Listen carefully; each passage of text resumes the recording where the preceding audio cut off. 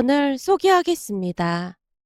결혼 후 시아버님 첫 생신을 맞이해서 가족들이 한자리에 모였습니다. 잠시 후 식당에 자리를 잡고 앉아서 주문을 하자마자 마치 저 들으라는 듯이 시어머님이 말을 꺼냈어요. 나는 결혼하고 시부모님 첫 생신상은 직접 차려드렸는데 요즘 젊은 사람들은 참 편하게 사는 것 같아서 부럽다 부러워. 요즘 누가 집에서 생신상을 차려요. 몇 달 전 장모님 생신 때 저도 생신상 안 차리고 외식했는걸요. 뭐? 장모 생신상 안 차리고 외식했다니? 그게 무슨 말이야? 지금 엄마가 먼저 이 사람한테 생신상 안 차렸다고 한 소리 했잖아요. 장모님은 제가 생신상 안 차렸다고 아무 소리도 안 하던데 엄마가 그런 말 하니까 하는 말이잖아요. 아이고 아주 잘났다 잘났어. 지 마누라는 아주 끔찍하게 생각하지. 네 부모를 그렇게 생각했으면 평생 효자 소리 듣고 살았지. 제가 어디선가 들었는데 효자 그 말이 딱히 좋은 말은 아니래요. 각자가 할 수 있는 만큼 최선을 다하면 되는 거라고 하더라고요. 암튼 말이나 못하면 밉지는 않지. 꼭 말꼬리를 물고 늘어지지. 시어머님이 불만스레 남편을 노려보다가는 곁눈질로 저까지 노려봤는데요. 평소 시어머님 성격은 생색내기 좋아하는 편으로 무엇인가를 할 때마다 과하게 표현하곤 했습니다. 특히나 당신이 돌아가신 시할머님께 얼마나 잘했는지를 대놓고 말하곤 했어요. 난 말이야, 우리 시어머니가 치매에 걸렸는데도 그 힘들다는 치매 병수발까지 다 했다. 이게 보통 사람이 할 수 있는 일이 아니거든. 넌 나중에 그렇게 할 수 있겠니? 네? 글쎄요. 노력은 해보겠지만 쉽게 대답할 문제는 아닌 것 같습니다. 어머 얘 좀 봐. 너 벌써부터 선 긋는 거니? 아니, 선을 긋겠다는 게 아니라 사람 일은 어떻게 될지 모르니까 장담은 못하겠다는 말인 거죠. 예, 네가 뭔가 단단히 착각하고 있나 본데 며느리가 시어머니를 모시는 건 아주 당연한 거다. 글쎄요, 저는 그렇게 생각하지 않습니다. 어머, 얘 말하는 게 보통 고단수가 아니네. 라며 시어머님이 분하다는 듯이 손으로 부채질을 했습니다. 물론 시어머님이 좋은 분이었다면 저도 조금은 다르게 말할 수도 있었겠지만 그동안 지켜본 결과 시어머님은 철저히 이기적인 그런 분이셨어요. 그래서 되도록이면 부딪히지 않으려 노력했는데요. 시어머님은 항상 대놓고 몰아붙였습니다. 문제는 남편이 제 편이 돼서 말을 해주다 보니 가족들이 없는 틈을 타서 저를 압박하곤 했어요. 어느 날 주말에는 시어머님이 차 한잔 마시자고 저를 불렀고 카페로 나갔는데요. 그 자리에 이모님들이 와 있었습니다. 어서 와라. 내가 언니들한테 네 얘기했더니 당장 풀으라고 하지 뭐니. 제 얘기요? 무슨 얘기인데요? 무슨 얘기는 무슨 얘기야. 네가 나를 못 모시겠다고 했던 그 얘기지. 내가 언니들한테 들어보니 언니네 며느리들은 하나같이 당연히 모셔야 한다고 했다잖니. 근데 넌 어쩜 그렇게 단박에 거절할 수가 있는 거니? 시어머님이 서운한 목소리로 말을 하고 있자 첫째 이모님이 입을 열었습니다. 내 동생한테 듣자 하니 네가 내 동생을 그렇게나 무시한다면서? 무시요? 저는 무시한 적 없습니다. 제가 바로 대꾸했는데요. 시어머님이 선동하듯 말했습니다. 언니들 집 말하는 거 봤지? 매사가 저렇다니까. 보통 내기가 아니야. 저렇게 재수없게 얘기한다니까. 내가 들어보니 말투가 좀 그렇긴 하네. 설령 모시고 싶지 않다고 해도 좋게 돌려 말할 수 있는 건데 뭘 그렇게 정 떨어지게 말하고 그래. 제가 원래 빈말하는 거 별로 안 좋아해서요. 그리고 만약 제가 모시겠다고 하면 당장 합가하자고 하실 것 같아서 정중하게 말씀드린 것뿐입니다. 뭐? 내가 언제 너한테 바로 합가자고 했어? 어머님께서 결혼 전부터 계속 압박을 하신 건 사실이잖아요. 어머 얘가 생사람 잡네. 내가 언제 그랬어? 시어머님이 억울하다는 듯이 커피를 들이키고 있었어요. 어머님께서 결혼 전부터 시할머님을 모셨다고 하시면서 합가를 했으면 좋겠다는 말을 몇 번이나 하셨잖아요. 본가로 들어가면 우리 둘 다 출퇴근이 힘들어진다고 돌려서 말을 했지만 어머님이 저한테 젊은데 그 정도도 못하냐면서 화도 내셨고요. 그랬으니 제 입장에서는 조심스러울 수밖에 없었습니다. 사실 결혼 전부터 시어머님은 합가를 종용했습니다. 상견례가 끝나자마자 우리 부부를 불러놓고 말했거든요. 니들이 장남인데 당분간만 학가하는 게 어떻겠니? 내가 보니 둘째도 곧 결혼할 것 같던데 니들이 먼저 본가에 들어와서 살면 본보기도 되고 좋을 것 같아서 그래. 우리가 학가하는 거랑 본보기랑 무슨 상관이 있다고 그래요? 둘째 며느리가 인사 왔을 때 니들이 자리 잡고 있으면 왠지 가풍이 있어 보일 것 같고 그렇잖니. 생각해봐라. 말하기도 얼마나 좋아. 나는 치매 걸린 시어머니까지 모셨고 첫째 며느리 또한 본받아서 학가에서 산다고 하면 둘째 며느리 입장에서는 참 가풍 있는 집안이다 싶을 거 아니야. 그게 가풍은 무슨 가풍이에요. 우린 절대 합가할 생각 없으니까 그런 줄 아세요. 남편이 딱 잘라서 거절하는 모습이었기에 저는 굳이 나서지 않고 있었는데요. 시어머님이 대상을 바꿔 저를 압박하기 시작했습니다. 네 생각은 어떻니? 저도 이 사람 생각이랑 같아요. 본가로 들어가면 회사도 멀어지고 힘들어지잖아요. 젊은 사람들이 그 정도 각오는 해야지. 편한 것만 찾으면 쓰겠니? 내가 많이도 안 봐라. 둘째 결혼할 때까지만 들어와 살아. 둘째가 결혼해서 학가하면 그때는 니들 분가시켜 줄 테니까. 그건 또 무슨 말이에요? 무슨 말은 뭐가 무슨 말이야. 결혼하고 집안의 가풍을 이어받는다고 생각하면 되는 거지. 우리 집에 가풍 그런 게 있었나? 없긴 왜 없어. 내가 치매 걸린 시어머니를 모시고 살았는데 옛날 같았으면 효부상까지 받았을 일이야. 그리고 그래야 좋은 가풍을 대대손손 이어갈 거 아니야. 시어머님이 자랑스레 말을 했습니다. 하지만 우리는 절대 합가를 하지 않기로 결심을 했는데요. 합가하면 어떤 일이 일어날지 불을 보듯 뻔해 보였으니까요. 그 뒤 시어머님은 제게 앙심 같은 것을 품고 있었다고 해야 할까요? 결국 그날 이모님들까지 대동하고 찾아와서 제게 압박을 가했고 저는 사실 그대로를 말하며 잠시 후 자리에서 일어났는데요. 나중에 보니 그 모든 것이 시어머님의 계략이었습니다. 시어머님이 남편에게 전화를 해서 울고불고 난리를 쳤거든요. 집에 들어가자마자 남편이 물었어요. 오늘 엄마랑 이모 만나러 갔던 거야? 나한테 말하지 그랬어. 그럼 같이 나갔을 텐데. 어머님이 당신한테 말하지 말고 혼자 나오라고 몇 번이나 말하셨거든. 그냥 차나 한 잔 마시자고 해서 가벼운 마음으로 갔던 건데 이모님들까지 앉아 계시더라고. 근데 어머님이 전화한 거야? 엄마가 전화해서 울고불고 난리를 치더라고. 어머님이? 왜? 아니 당신이 이모들 앞에서 엄마를 무시해서 망신이란 망신은 다 당했다고 하더라고. 내가 어머님을 무시했다고 했단 말이야? 어머님 진짜 왜 그러시는 걸까? 그렇잖아도 혹시 몰라 내가 녹음까지 해놨어. 라며 제가 휴대폰을 꺼냈어요. 그 상황에 녹음할 생각을 어떻게 한 거야? 들어가서 보니까 이모님들 표정이 심상치가 않더라고. 뭔가 깨름칙해서 녹음했지. 내 친구 시어머니도 워낙 이간질을 해서 녹음하고 그랬다고 했잖아.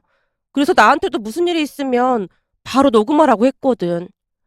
그렇게 제가 녹음한 내용을 들려줬고 시간이 지나면 지날수록 남편의 표정이 어두워져 갔습니다.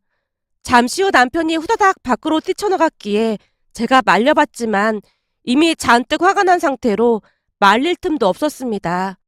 그 뒤 시댁으로 가서 남편이 난리를 쳤던 모양인데 다음날 시어머님이 제게 장문의 문자를 보내왔어요. 뭐가 어쩌고 어째? 녹음을 해? 앞으로 무서워서 네 앞에서 어디 말이나 할 수 있겠니? 그냥 안 봐도 네 친정 가풍이 한눈에 보이는구나. 부모 자식 간에 이간질 시키니까 좋니? 아주 속이 시원하겠구나.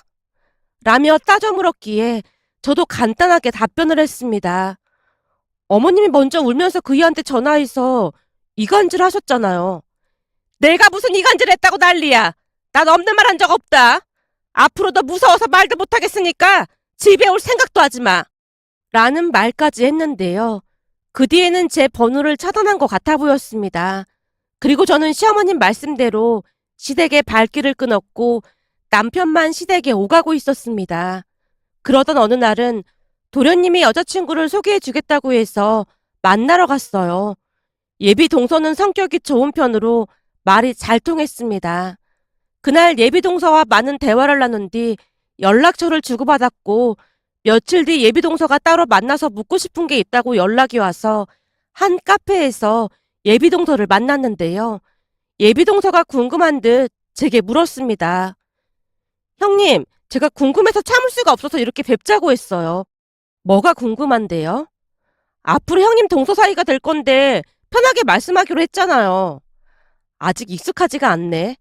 제가 쑥스럽게 웃고 있었는데요. 예비 동서가 다시 물었습니다. 형님, 제가 그이한테 듣기로는 형님은 시댁에 안 간다면서요? 어머님이 오지 말라고 했다던데 진짜예요? 그렇긴 한데 그냥 뭐 어머님께 단단히 찍힌 거지 뭐. 왜 그런 건데요? 사실은 결혼 전부터 학가를 하라고 했는데 싫다고 했거든. 라며 그동안 있었던 일에 대해 사실대로 말을 했고 동서가 놀란 제 입을 뗐습니다. 아니 그럼 학가를 안 했다고 그런 거예요? 그렇지 뭐. 아마 동서한테도 가풍 얘기하면서 합가하라고 할 수도 있어. 그러니까 잘 생각해보고 대답해. 근데 그 가풍도 웃긴 게 뭔지 알아? 아, 시할머님을 모시고 살았다는 그 가풍이요? 그래. 그걸 가지고 계속 나를 옥죄고 있는데 그것도 참 웃긴 게 언젠가 고모님과 식사를 한 적이 있었거든. 근데 고모님이 막 비웃으시더라고. 왜요? 어머님께서 시할머님을 모신 건 분명히 맞는데 그 기간이 몇 개월도 안 됐다고 하시더라고. 근데 그것도 간병인이랑 가사 도우미까지 고용해달라고 한 건 아무것도 아니었고 시할머님이 가지고 계셨던 집까지 시어머님 앞으로 해달라는 조건이었대. 그럼 그 조건으로 모셨다는 거예요? 그렇다고 해도 치매 시어머니를 모시는 게 보통 힘든 일이 아니니까 가족들 모두 그 조건을 수락했고 그렇게 했다고 하더라고. 근데 그것도 몇 개월도 안 돼서 못하겠다고 두 손 두 발 다 들었다잖아.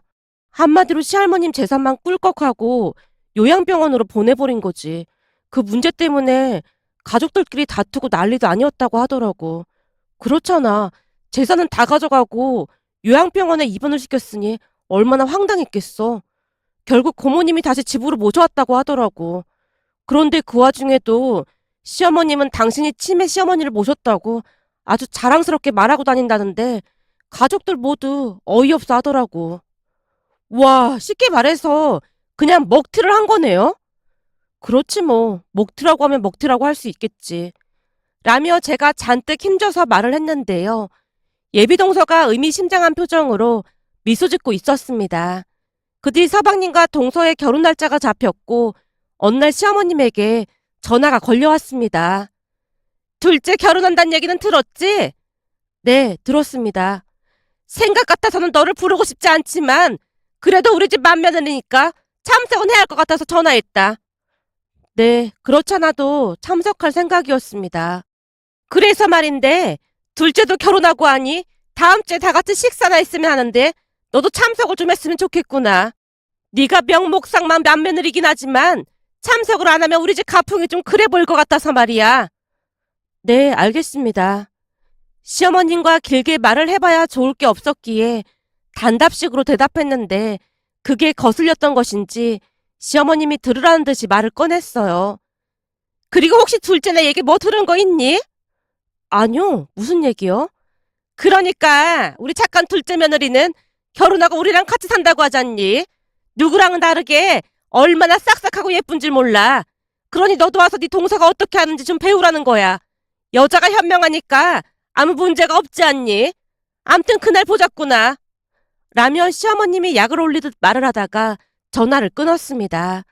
전화를 끊고 나니 뭔가가 좀 이상하다는 생각이 들어 남편에게 물었어요. 여보, 혹시 서방님네 학가한다는 소리 들었어? 그렇다고 하더라고. 내가 동생한테 무리하지 말라고까지 했는데 재수 씨가 굳이 학가하겠다고 했대. 뭐? 동서가? 무슨 생각인지 모르겠더라고. 라며 남편이 고개를 절레절레 흔들고 있었습니다. 그렇게 시간이 지나 시댁에 가는 날이 되었고 별 생각 없이 시댁으로 갔는데요. 동서와 서방님이 미리 와서 음식을 준비하고 있었습니다. 제가 들어가자마자 시어머님이 동서와 비교를 하면서 신나서 말했어요. 우리 둘째 며느리가 얼마나 생각이 깊은지 봐라.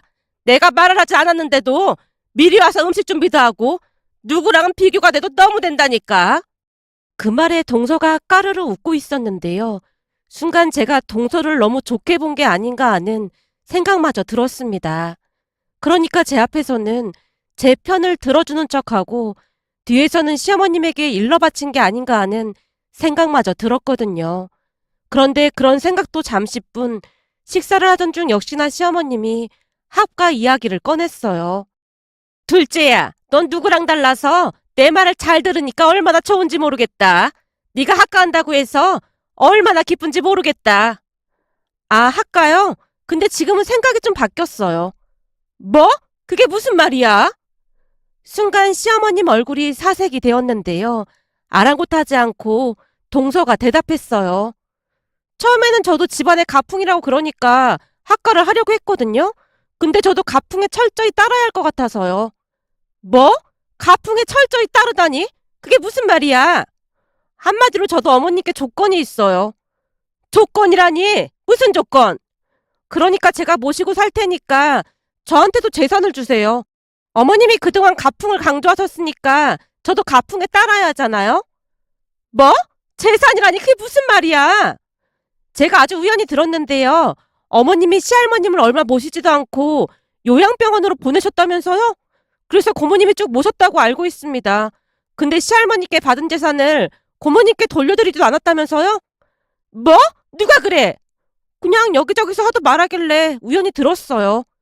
그래서 네가 하고 싶은 말이 뭔데? 그러니까 저도 학가한다는 조건으로 재산을 달라는 거죠. 그 시할머니께 받았던 그거 저 주세요. 그럼 학가할게요. 그리고 저도 어머님이 아프시거나 치매 걸리시면 가풍대로 한 몇 달 모시다가 바로 요양병원에 모실게요. 너 지금 나랑 한번 해보자는 거니?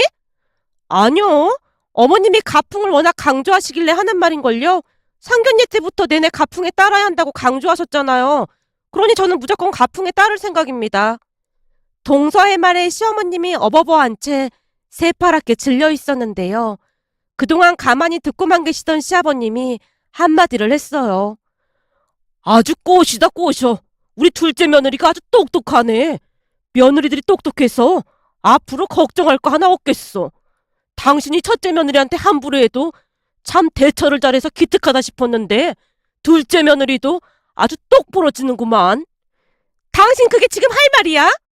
내가 못할 말했어. 당신이야말로 그동안 당신이 한 대로 그대로 받고 있는 것뿐이야. 그때도 내가 몇 번이나 말했잖아. 내 동생 경희가 어머니를 요양병원에서 다시 경희 집으로 모시고 갔으니까 어머니한테 받은 재산을 경희한테 주라고 했더니 이혼한다 만다 하면서 병원까지 입원하고 생쇼를 했잖아. 자업자득인 거야. 내가 자식들 생각해서 그동안 꼭 참고 있었는데 이제는 아들 둘 다 똑 부러지는 며느리랑 결혼까지 했으니 나도 이참에 당신이랑 이혼하고 재산 분할해서 동생한테 돈 나눠줄 참이야. 뭐? 이혼하고 돈을 나눠준다니? 당신 지금 제정신이야? 지금 그 집값이 얼마나 올랐는지 잘 알면서 그런 소리를 하고 있어. 우리 어머니 돌아가실 때까지 경희가 모셨는데 올랐으니 더 잘 된 거지. 난 당신같이 악한 여자랑은 더 이상 못 살아. 애들 결혼하고 나면 이혼 절차 밟자고.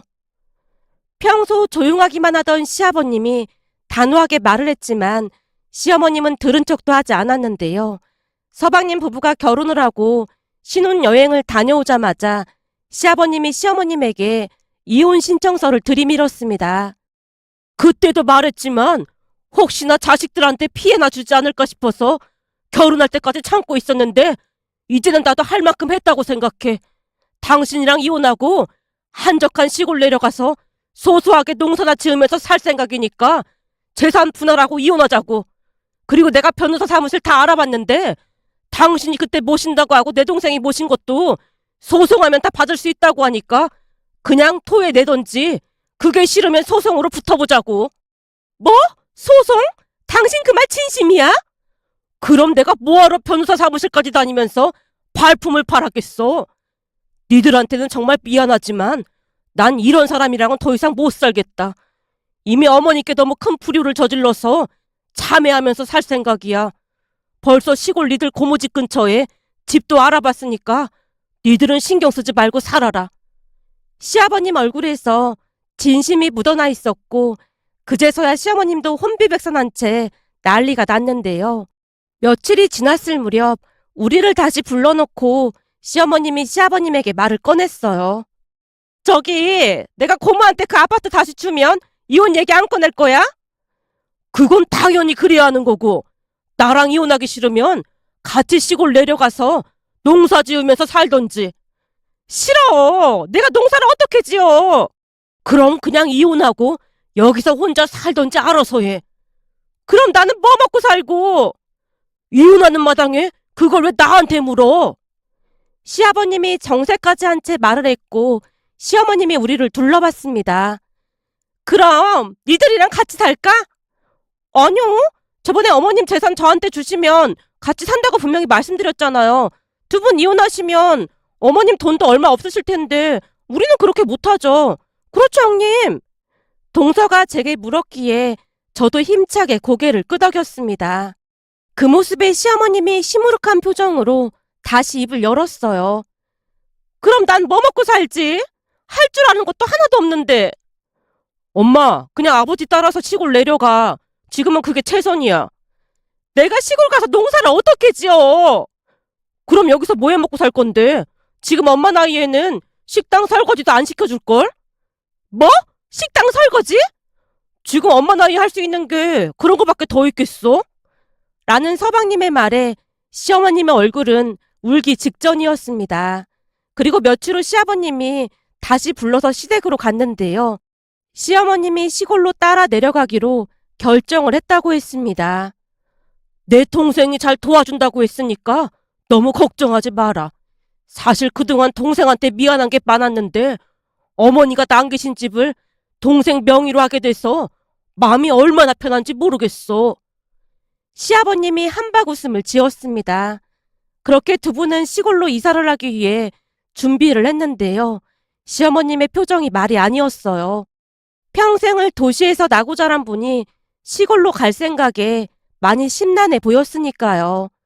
그 뒤 두 분은 시골로 내려가셨고 바람도 쐴 겸 동선의 부부와 함께 자주 내려가고 있는데요.